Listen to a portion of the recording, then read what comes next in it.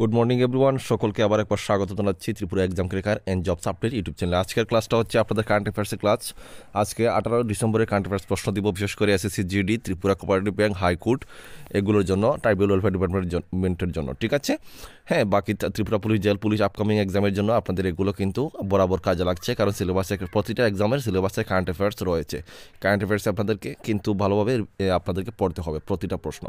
ঠিক আছে, তো আজকের ক্লাসটা শুরু করছি। তার আগে বলে দিই, আমরা এসএসসি জিডি সম্পূর্ণ কমপ্লিট সিলেবাস বাংলা ল্যাঙ্গুয়েজে, হ্যাঁ, এবং ইংলিশ ল্যাঙ্গুয়েজে অ্যাভেলেবল রয়েছে আমাদের কাছে। চাইলে আপনারা সম্পূর্ণ সিলেবাস নিয়ে বাড়িতে বসে পড়তে পারেন, কারণ এসএসসি জিডির এক্সামের ডেট কিন্তু দিয়ে দেওয়া হয়েছে, এবং Tripura high court, Tripura cooperative bank, tribal welfare ডিপার্টমেন্টের সম্পূর্ণ সিলেবাস ওয়াইজ নোট আমরা দিচ্ছি। আপনারা নিতে চাইলে স্ক্রিনে ডিটেল রয়েছে, অবশ্যই যোগাযোগ করতে পারেন। আজকের কারেন্ট অ্যাফেয়ার্সের 18 ডিসেম্বরের প্রথম প্রশ্ন হচ্ছে, দেখো, আন্তর্জাতিক পরিযায়ী দিবস পালন করা হয় কবে? আমি খুবই তাড়াতাড়ি বলবো, আপনারা সুন্দর করে নোট করে নেবেন। আনসার হবে অপশন এ 18 ডিসেম্বর। 18 ডিসেম্বর। দেখবো পরের প্রশ্ন, 2 নম্বর প্রশ্ন আপনাদের স্ক্রিনে হচ্ছে। দেখুন আপনাদের প্রশ্ন হচ্ছে, Hurun India top 100 under 30 list 2023 শীর্ষস্থানে রয়েছে কে? আনসার হবে কৈবল্য বুহরা। অপশন এ আপনাদের হয়ে যাচ্ছে একদম রাইট আনসার। দেখে নিচ্ছি পরের প্রশ্ন আপনাদের স্ক্রিনে। দেখো, champions of change award Karnataka পেলেন কে? আনসার হবে তোমাদের বিপিন চন্দ্র। অপশন ডি, হ্যাঁ, বিপিন চন্দ্র। দেখে নিচ্ছি পরের প্রশ্ন আপনাদের স্ক্রিনে। সম্প্রতি প্রয়াত রবীন্দ্র ভারদে কোন ভাষার অভিনেতা ছিলেন? আনসারটি হচ্ছে মারাঠি। ঠিক আছে, অপশন বি। মৃত্যুকালীন তার বয়স ছিল 78 ইয়ার্স। দেখে নেব পরের প্রশ্ন। তো পরের প্রশ্ন হচ্ছে তোমাদের, উত্তরাখণ্ড পাওয়ার সিস্টেম প্রজেক্টের জন্য ভারতকে 200 মিলিয়ন লোন দিচ্ছে কে? আনসারটি হচ্ছে তোমাদের এডিবি।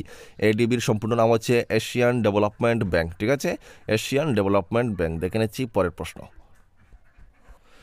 নেক্সট প্রশ্ন তোমাদের, দেখো, international institute for the unification of private law, হ্যাঁ, এর গভর্নিং কাউন্সিলে নির্বাচিত হলেন কোন ভারতীয়? তাহলে আনসারটা হবে কি তোমাদের? আনসারটি হচ্ছে উমা শেখর। রাইট আনসার হচ্ছে উমা শেখর। ঠিক আছে, দেখে নিচ্ছি পরের প্রশ্ন।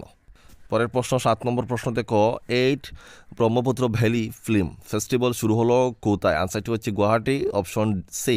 ঠিক আছে, চলে যাচ্ছি পরের প্রশ্ন। দেখো তোমাদের স্ক্রিনে 8 নম্বর, এসবিআই রিপোর্ট অনুযায়ী কোন সালে পুরুষ ভোটারের সংখ্যাকে অতিক্রম করবে ভারতীয় মহিলা ভোটার? আনসার হবে 2029। ঠিক আছে, 2029। দেখে নিচ্ছি পরের প্রশ্ন।